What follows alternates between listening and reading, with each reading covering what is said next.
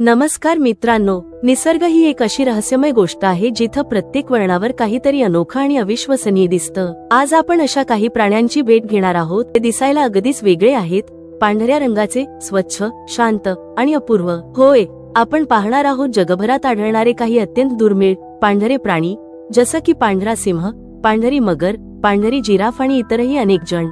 हे प्राणी केवळ त्यांच्या सौंदर्यासाठी नाही तर त्यांच्या जैविक वैशिष्ट्यांमुळे विज्ञान आणि निसर्गप्रेमी दोघांचंही लक्ष वेधतात। चला तर मग या अद्भुत जगात एक सफर करूया, जिथं पांढऱ्या रंगातही एक जबरदस्त विविधता आहे। नंबर 10, पांढरा सिंह। पांढरा सिंह हा सिंहाचाच एक अत्यंत दुर्मिळ आणि आकर्षक प्रकार आहे। तो कोणतीही वेगळी प्रजाती नसून आफ्रिकन सिंहाचंच एक विशेष आनुवंशिक रूप आहे। त्याच्या शरीराचा रंग पूर्णपणे पांढरट सोनेरी असतो, जो ल्युसिझम नावाच्या आनुवंशिक स्थितीमुळे निर्माण होतो। ही अवस्था अल्बिनिझम पेक्षा वेगळी आहे, कारण पांढऱ्या सिंहामध्ये थोडंफार रंगद्रव्य असतं आणि डोळ्यांचा रंगही निळसर किंवा फिकट सोनेरी असतो। पांढरे सिंह मुख्यतः दक्षिण आफ्रिकेतील टिम्बावाटी आणि क्रुगर नॅशनल पार्क या भागांमध्ये दिसतात। 1970च्या दशकात ते प्रथम नैसर्गिक जंगलात दिसले होते। काही काळ ते पूर्णपणे नष्ट झाले असे मानले गेले, पण संवर्धन संस्थांच्या प्रयत्नांमुळे आता काही पुन्हा जंगलात दिसू लागले आहेत। पांढऱ्या सिंहाचं शरीर इतर सिंहांप्रमाणेच मजबूत, ताकदवान आणि शिकारी स्वभावाचं असतं। त्यांचा शुभ्र फर त्यांना विशेष रूप देतो, पण हाच रंग जंगलात लपण्यास अडथळा ठरू शकतो। तरीही ते सामूहिक शिकार आणि कौशल्यामुळे यशस्वी शिकारी ठरतात। सध्या जगभरात अशा सिंहांची संख्या फारच कमी आहे।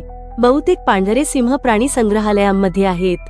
त्यांचं नैसर्गिक अधिवासात पुनरागमन आणि संवर्धन अत्यंत महत्त्वाचं आहे। व्हाईट लायन प्रोटेक्शन ट्रस्ट सारख्या संस्था या दुर्मिळ प्राण्यांच्या संवर्धनासाठी कार्यरत आहेत। दक्षिण आफ्रिकेतील स्थानिक लोक पांढऱ्या सिंहाला पवित्र समजतात। तो देवतेचं रूप, शांततेचं आणि संतुलनाचं प्रतीक मानला जातो। नंबर 9, पांढरा हत्ती। पांढरा हत्ती हा हत्तींच्या प्रजातीतील एक दुर्मिळ आणि विशेष रंगाचा प्रकार आहे। प्रत्यक्षात हा हत्ती पूर्णपणे पांढरा नसतो, तर त्याचा रंग फिकट करडसर, फिकट गुलाबी किंवा शुभ्र राखसर असतो। त्याच्या त्वचेवर उजेड पडल्यावर पांढरट झाक दिसते, म्हणून त्याला पांढरा हत्ती म्हणतात। पांढऱ्या हत्तीचा रंग आनुवंशिक असतो किंवा कधी कधी तो अल्बिनिझम मुळेही असतो। त्याचे डोळे लालसर, त्वचा कोरडी आणि सूर्यप्रकाशात संवेदनशील असते, त्यामुळे तो सामान्य हत्तींप्रमाणे जंगलात सहज मिसळत नाही। या हत्तींचं अस्तित्व खूपच दुर्मिळ आहे। पांढरे हत्ती प्रामुख्याने आग्नेय आशियातील देशांमध्ये, विशेषतः थायलंड, म्यानमार, लाओस आणि कंबोडिया या ठिकाणी आढळतात। थायलंडमध्ये तर पांढऱ्या हत्तीला राजेशाही आणि देवतेचं प्रतीक मानलं जातं। काही वेळा असे हत्ती जंगलात सापडल्यावर ते थेट राजघराण्याच्या मालकीचे ठरतात। पांढरा हत्ती आशियाई संस्कृतीत अत्यंत पवित्र मानला जातो। थायलंडमध्ये पांढरा हत्ती सम्राटाच्या सौभाग्याचं प्रतीक समजला जातो। जितके अधिक पांढरे हत्ती सम्राटाकडे असतील, तितकं त्याचं सामर्थ्य व भाग्य अधिक मानलं जातं। बौद्ध धर्मात पांढऱ्या हत्तीला विशेष महत्त्व आहे, कारण असे मानले जाते की भगवान बुद्धाचा गर्भधारणेपूर्वी स्वप्नात त्यांच्या मातेला पांढऱ्या हत्तीचं दर्शन झालं होतं। पांढरे हत्ती अत्यंत दुर्मिळ असून केवळ काहीच देशांमध्ये संरक्षित अवस्थेत आहेत। त्यांची संख्या खूपच मर्यादित आहे आणि ते पाहणं म्हणजे एका दुर्मिळ चमत्काराचा अनुभव असतो।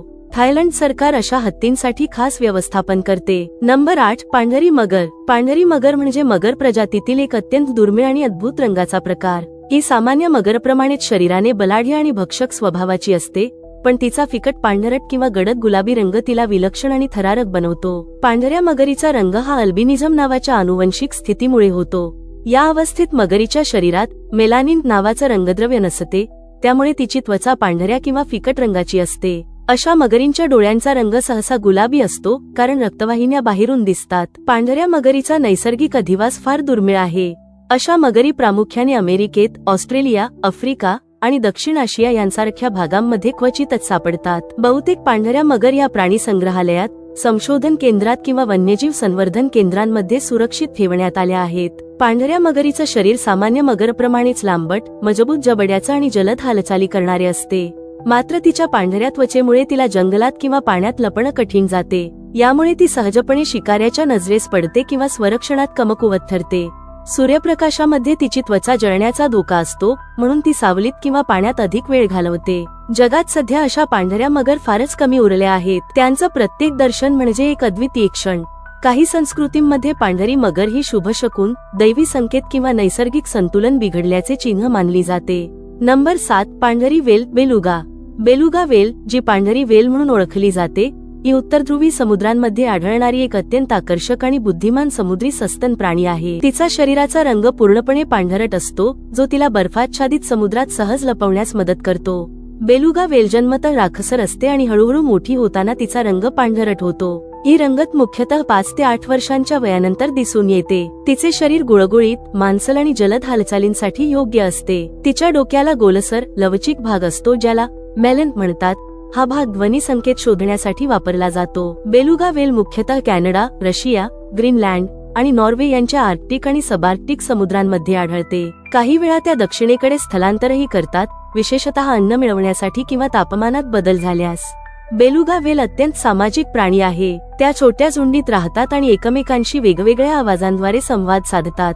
म्हणूनच त्यांना समुद्रातील किलबिल करणाऱ्या पाखरांसारखे देखील संबोधलं जातं। त्यांचा आवाज गाणी, क्लिक आणि शिट्ट्यांसारखे असतो आणि याचा वापर त्या संवाद, अन्नशोधन आणि मार्गदर्शनासाठी करतात। बेलुगा वेल अतिशय बुद्धिमान असते। ती मानवी उपस्थितीला ओळखते, आवाजांवर प्रतिसाद देते आणि काही वेळा मानवी चाली देखील अनुकरण करते। संशोधनात दिसून आलं आहे की त्या चेहऱ्यावर भावही बदलू शकतात।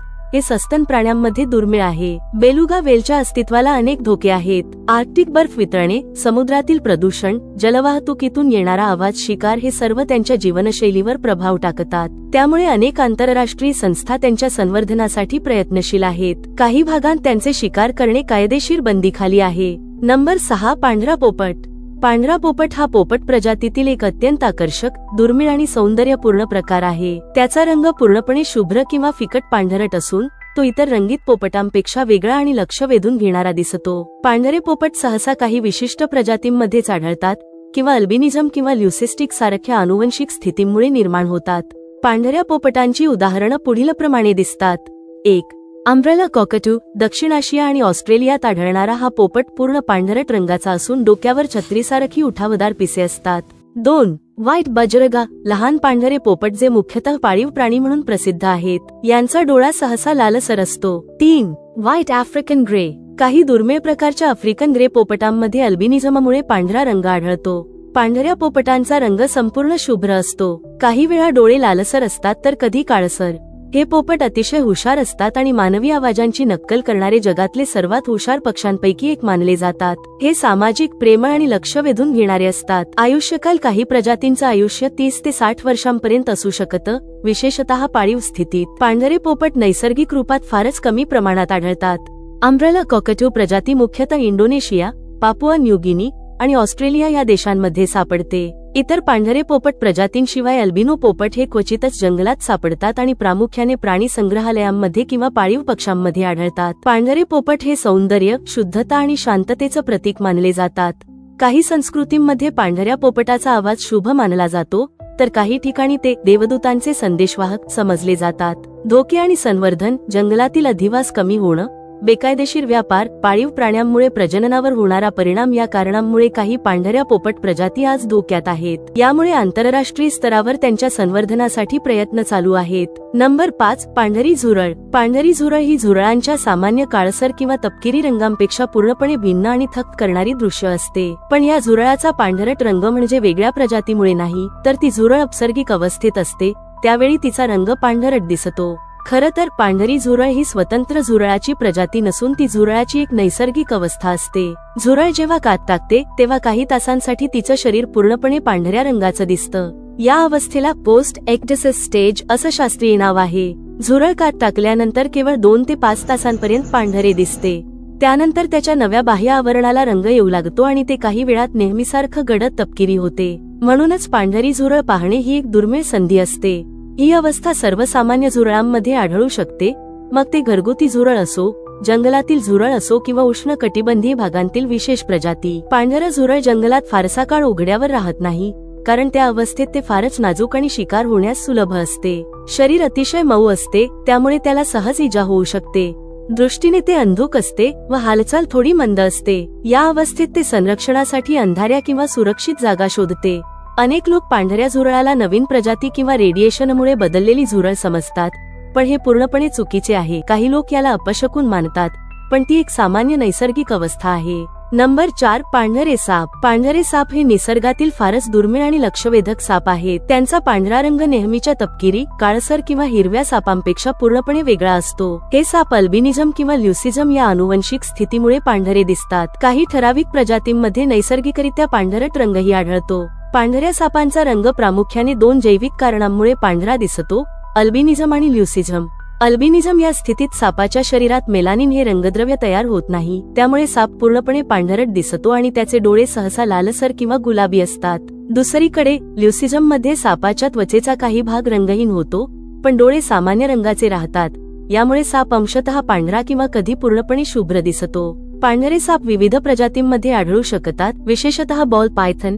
अनेक वेळा पाळीव सापांमध्ये अल्बिनो किंवा ल्युसिस्टिक प्रकार आढळतो. कॉर्न स्नेक अमेरिकेतील एक प्रसिद्ध साप, ज्याचा अल्बिनो प्रकार आकर्षक पांढरट रंगाचा असतो. किंग स्नेक यामध्येही अल्बिनो प्रकार आढळतो.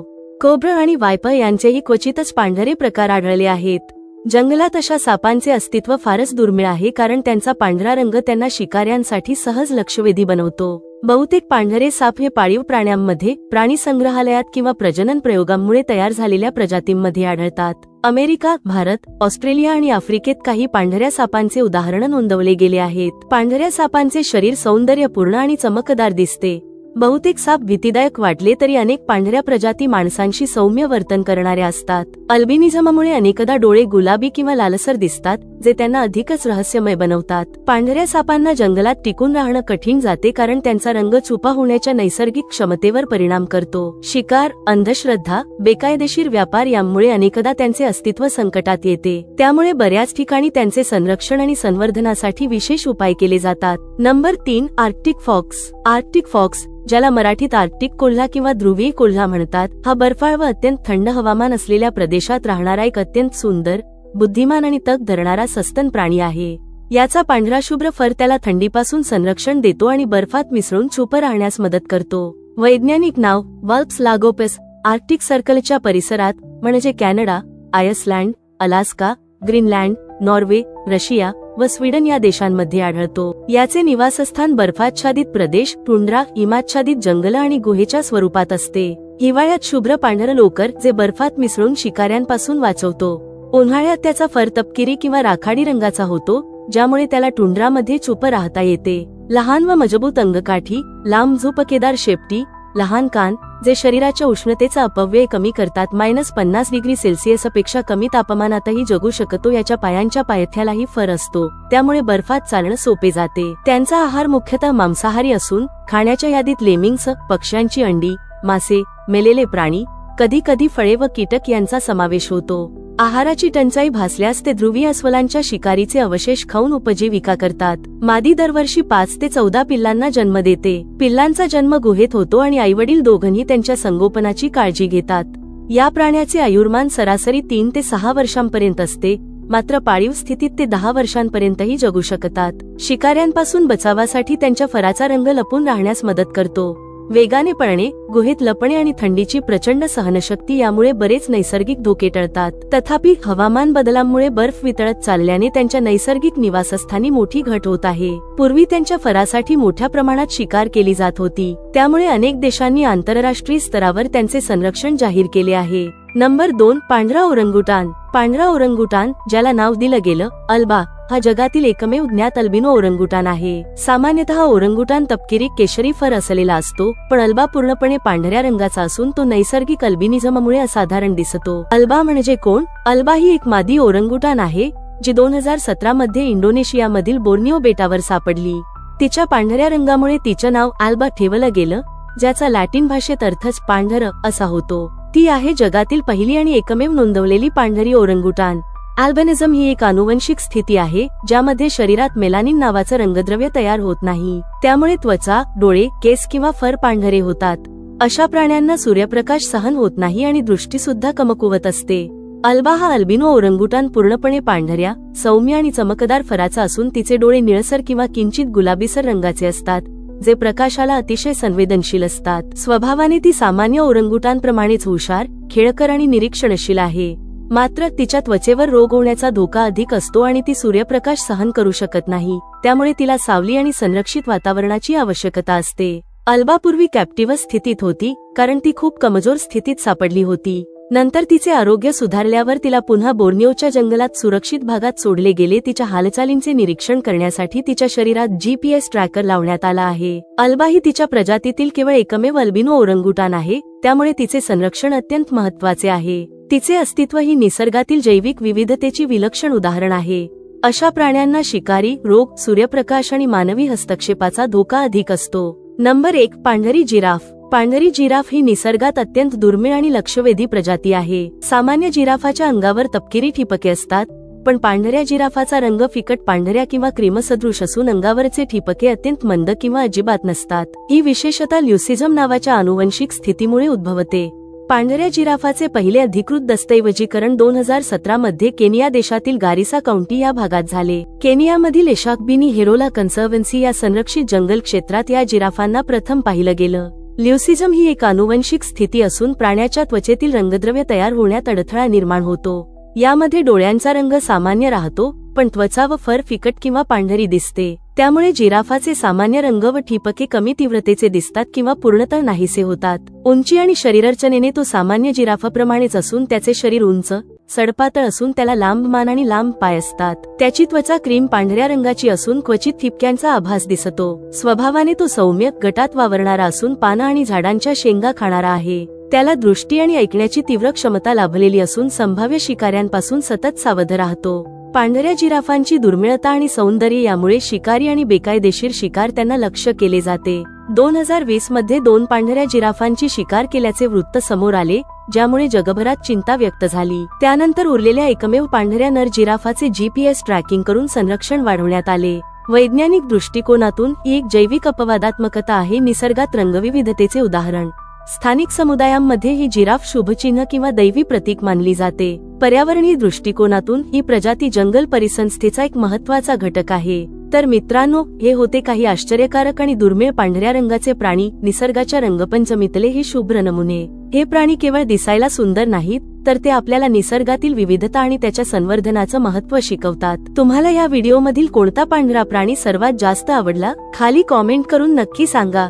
अशाच माहितीपूर्ण आणि आश्चर्यजनक व्हिडिओंसाठी आमच्या चॅनेलला सबस्क्राईब करा आणि बेल आयकॉन दाबायला विसरू नका.